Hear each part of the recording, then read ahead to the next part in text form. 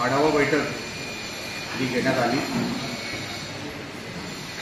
आमदार म्हणून जिंकल्यानंतर ही पहिलीच आढावा बैठक मालवण शहरामध्ये सगळ्या डिपार्टमेंट हेड, HOD, CEO यांची इथे आता संपन्न झालेली आहे। सगळे विषय आपणही पत्रकार म्हणून या मीटिंगमध्ये होतात, आपण ते सगळे विषय ऐकलेले आहेत। प्रत्येक विषयावर सविस्तर चर्चा झालेली आहे।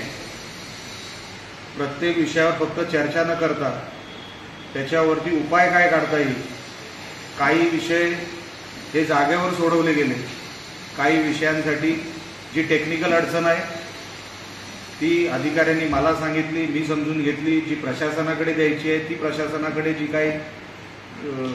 काही अडचणीचे विषय आहेत ते मला घेऊन जायचे आहेत, त्याची जाणीव मला झालेली आहे। आणि एक चांगलं सुंदर शहर, 21व्या शतकातलं शहर दिसण्यासाठी ज्या काही गोष्टी करणं गरजेचं आहे ते सगळं सहकार्य असेल, मदत असेल, एक आमदार या नात्याने प्रत्येक डिपार्टमेंटच्या HODनं देण्याची मी ग्वाही दिलेली आहे। आणि त्यांना असंही सांगण्यात आलेलं आहे माझ्याकडून की कसलाही हलगर्जीपणा चालणार नाही। मागच्या 10 वर्षामध्ये काही चुका झाल्या असतील, काही गोष्टी राहिल्या असतील, काही गोष्टी दुर्लक्ष झाल्या असतील, कोणाचं लक्ष नसेल, लोकप्रतिनिधींचं लक्ष नसेल, पण आता इथे आमदार बदललेले आहेत, खासदार बदललेले आहेत। आता तसा हलगर्जीपणा चालणार नाही। आता प्रत्येकाला जनतेला उत्तर द्यावं लागेल, आपण ज्या खुर्चीवर बसतो त्याला न्याय द्यावा लागेल, या सगळ्यांना सूचना दिलेल्या आहेत माझ्या सहित। म्हणजे मी पण त्याच्यापासून वंचित नाही, मला पण ही माझीही जबाबदारी आहे। आणि म्हणून दर अधिवेशनाच्या अगोदर अशाच आढावा बैठका घेण्यात येतील। इथून पुढे मी आता कुडाळमध्ये जाणार आहे, तिकडच्या नगर पंचायतीमध्ये असाच आढावा आहे।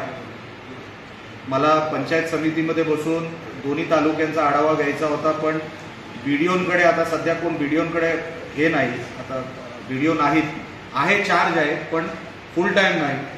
म्हणून नवीन वर्षामध्ये जेव्हा BDO तिकडे येतील पदावर, त्यांना घेऊन दोन्ही पंचायत समितीमध्ये मालवण आणि कुडाळ तालुक्यांचे आढावे असेच घेण्यात येतील, प्रत्येक स्कीमचे, प्रत्येक योजनेचे।